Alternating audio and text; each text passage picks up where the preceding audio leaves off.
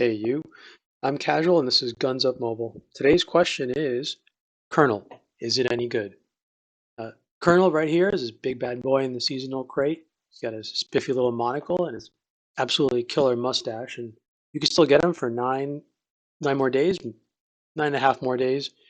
Now, I've got him mostly unlocked, so I feel confident enough that I can talk about it, even though I don't have him completely unlocked. Let's take a look at what does this bad boy have? Well, I've only got him to level 18 with a vest, and he's got 4,200 hit points. So that's pretty good. If I upgrade him some more, he's getting a good chunk. So he's a big, beefy boy, and you can see also here his damage is 907. If I level him up to 19, he gets another 113. He's got about 1,100 damage stock at level 20. Does tons of damage, but he's going to spend most of his time twirling his gun while he's using his abilities. So we'll talk about that later. The point is, he's a big beefy guy, but the most important thing he does, because he's a support unit first and foremost, he changes the way you play the game. And if you don't have all the units you need to kind of work around him, it might not be time for you to level him up, but he's definitely worth unlocking and taking a look at. So let's first take a look at again what his stats are. He's got 4,200 hit points right here. So at the end, he's about five. He's going to end up with about 5,000 hit points if you have a vest on. He's going to cost me 2,000 energy. We'll talk about that a little bit later. He's going to have about 1,100 damage, which is huge. It's actually sniper level damage. It's insane when he actually fires, but he's got a very low fire rate and other things as well. And we'll get to that. He's got a very, very long spawn cooldown. And let's take a look at this. I think probably the most important thing. He's going to be in the front line most of the time because his range is relatively short. Yes, it's 22, but it's still relatively short. Uh, the 50% ballistic resistance is very, very good, but the 100% fire, uh, the negative 100% fire, and the negative 100% piercing it's a bit of a problem for him. So you don't want this guy tanking in the front, but he can kind of get in the front a little bit and take a few hits if he needs to. Now, let's look at his skills. I don't have him entirely 100% unlocked, but that's okay. He's good without unlocking everything. You just kind of need to unlock a little bit. Increase ability duration. This is pretty decent. A couple of points. It's the cheapest one, so you're going to put a couple of points on anyway because we don't unlock his 4 eventually. You have reduced ability cooldown, which is actually pretty useful because you want them. If you can't get a lot of these guys out at the same time on the field, and you usually can't because cooldown is very long, you want them to cycle their abilities faster. Inspiring, you do more damage. So at level 10 of this ability, there's 30% more damage, which is massive. And this is everybody who's firing at the selected target. And you have tactical advantage, which means that every time your guys kill the enemy that he's targeting, he's commanding them to target, is a 5-second reduction on the cooldown. Because the cooldown itself is about 12 seconds, 10, 12 seconds when you eventually reduce it, you're looking at having with this tactical advantage, you're looking at having the ability go down every time you kill something, and you will kill something, so don't worry. Let's actually look. I've already done this first. Colonel's tactical ability targets forces all the troops to target the Colonel's target. So he says, fire at the first guy that he sees. Every single guy you have is going to fire at the first guy they see. It's got a 12-second. It's a 15-second cooldown. I think it's stock. Eventually get it down to about 11 or 10. Ability range is 12, but you can increase it. Also, Scout's aura can increase that range. And the duration's 6.5. That's with my skill, which is pretty good, although most things won't live that long. So,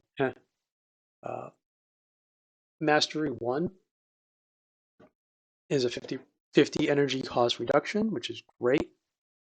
A mastery 2 because he's pretty expensive at stock.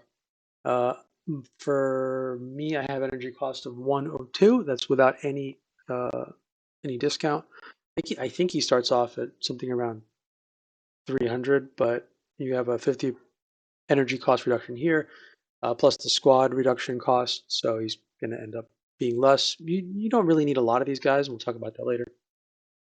Mastery 2, you get an increase to the aura size. This is the aura that he's targeting, that he targets, and the aura behind him that he can pull units to target with him.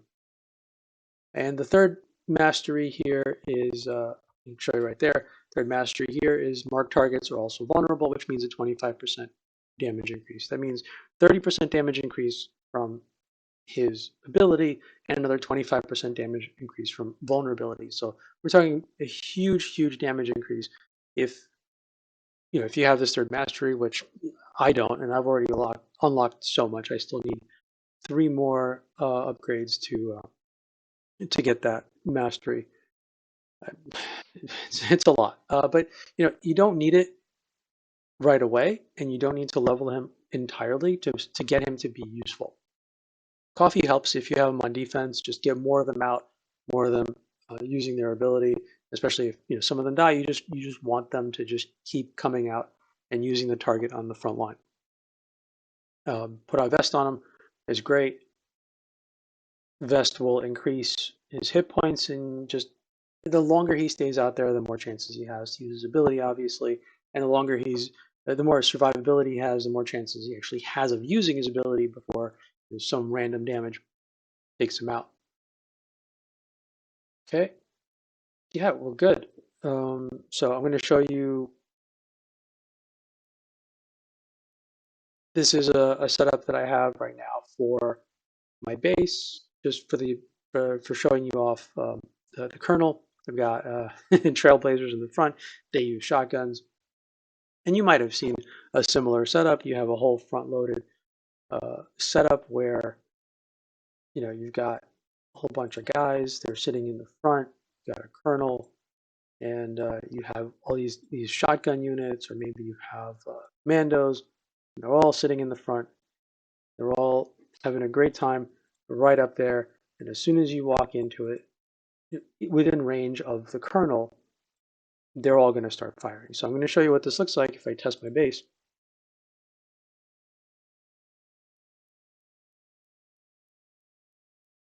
And you're going to see the Colonel in action. As soon as I get into any kind of range, let's just throw a whole bunch of stuff out there. Here's my base. There's a whole bunch of guys. Colonel's going to make all these guys fire away. If I had maybe commandos, these would be doing more collateral damage. But the most important thing really is, and you've probably experienced this, is that these guys are going to fire at the nearest unit, but because they're not very accurate, their damage is going to go everywhere, and they're going to take out your truck.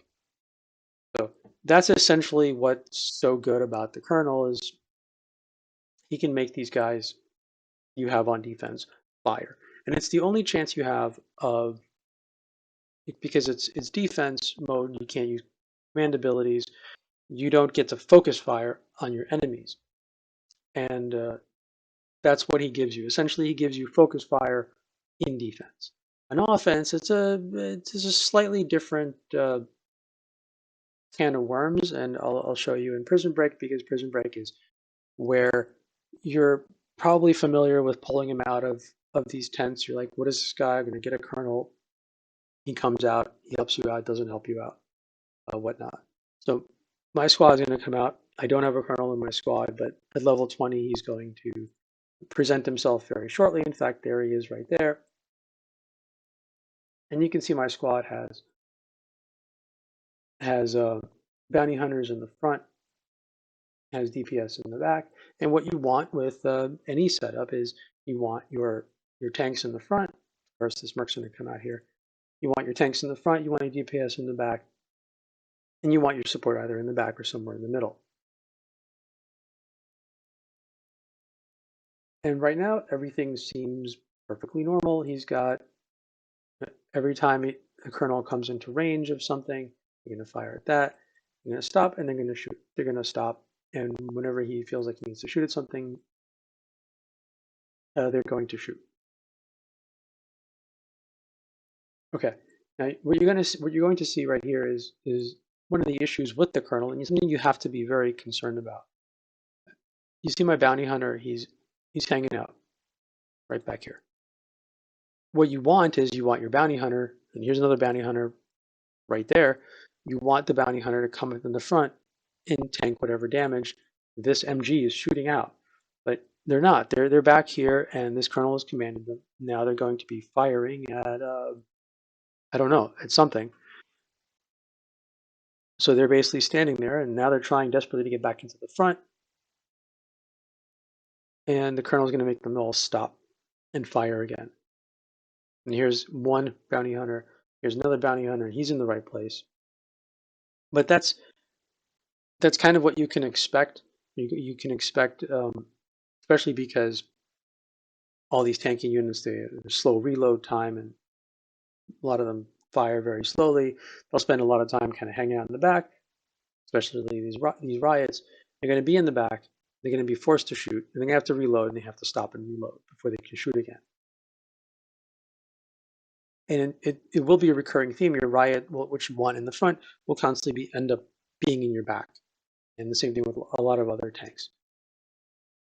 You really want them to keep moving forward, but the colonel's going to make them stop and shoot. It's a drawback. It's something you have to be very careful about if you don't have units that can withstand, or what you really want this guy is to have a whole bunch of support units, a whole bunch of DPS units with him, so that you can stand back and he can just order somebody to shoot, and they can just destroy whatever target he fires at and do a lot of collateral damage in the process, so that none of your guys ever really get within range of anything that could possibly damage them. That's essentially how you want to play this guy. So he's completely going to change the way that you approach an enemy, an opponent, and the way you approach a map, the way you approach defenses. He's just going to turn everything upside down. You're not going to be maybe using tanks as much. You're going to want a whole bunch of ranged units that can just pick things off, as he calls them. Or you just want to be able to have a lot of healing, or um, chemists and flamers. They don't respect the focus fire. They don't respect the colonel's commands. They'll just keep walking forward and doing whatever they want. So you could put a couple of those guys in the front, like flamers in the front. You could put trailblazers in the front. They have a habit of just running after traps, no matter what anyone tells them to do. So yeah, he's a good unit. He does a lot of damage. You'll also find out that they're not really always doing damage. They're standing there with their little guns up in the air, flailing them around at a target.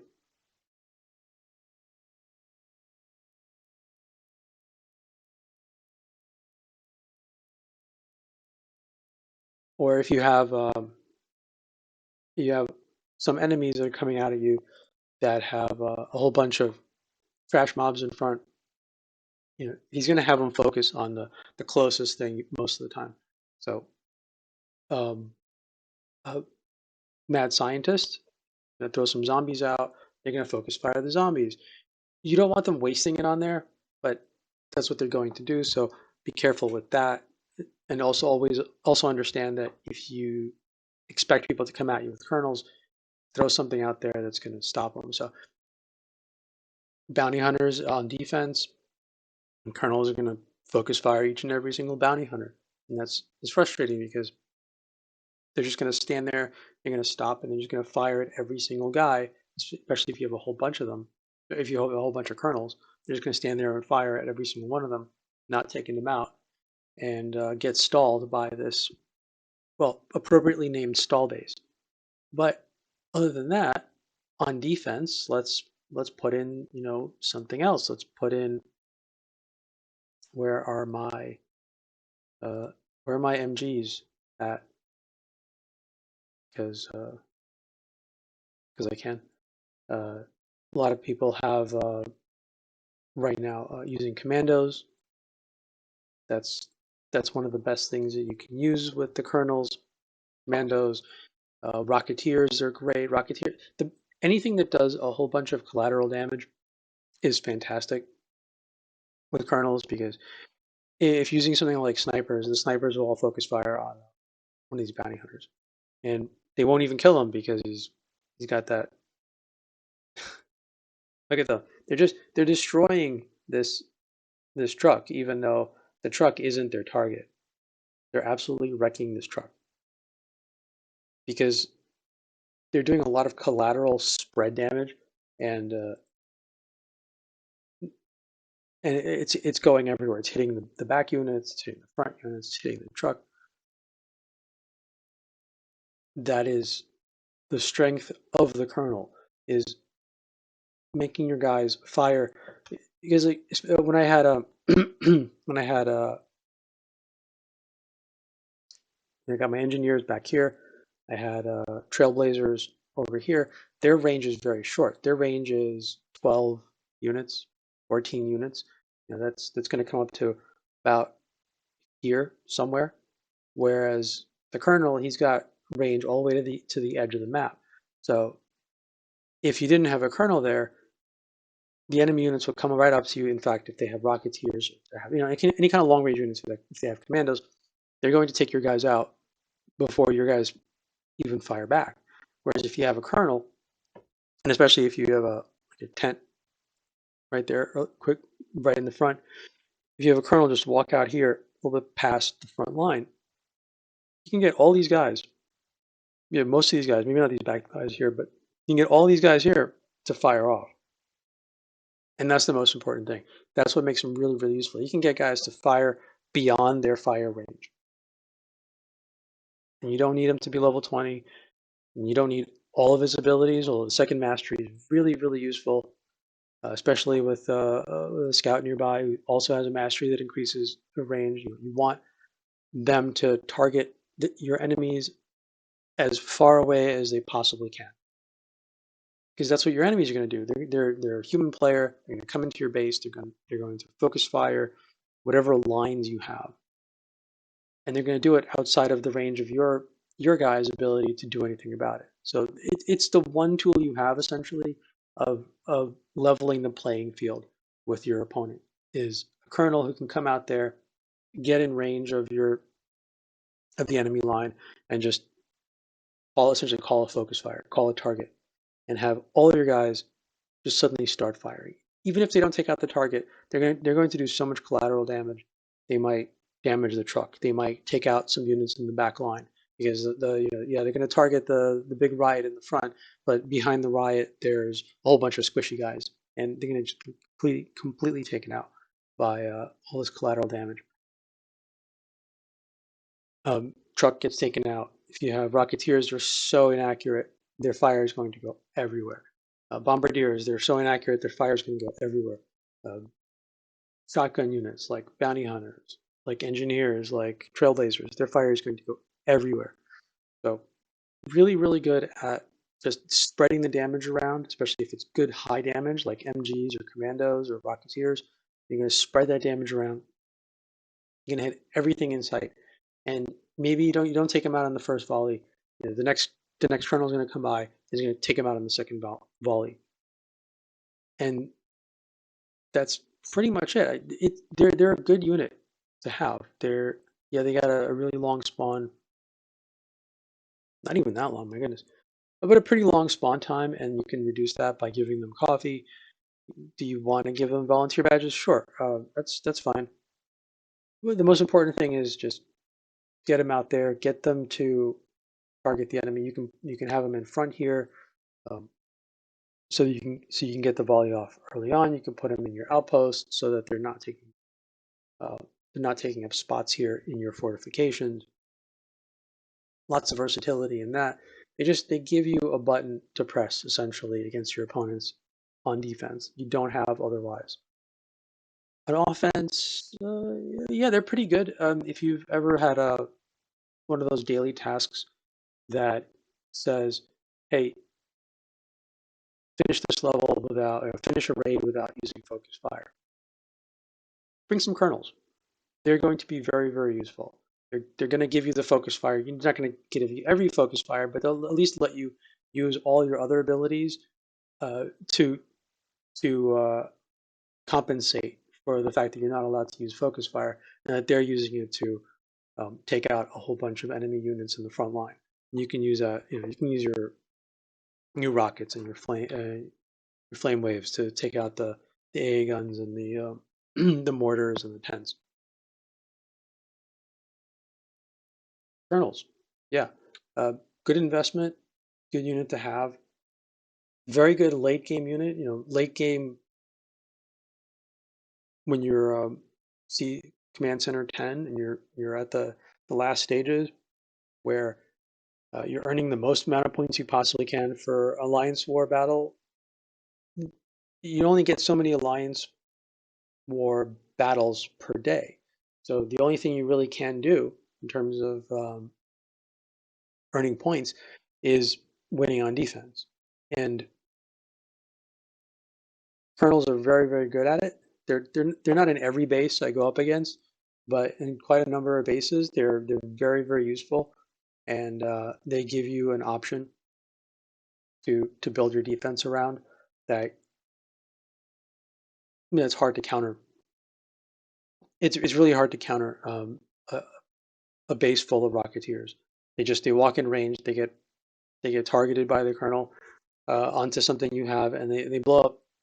You know, they blow up half your army.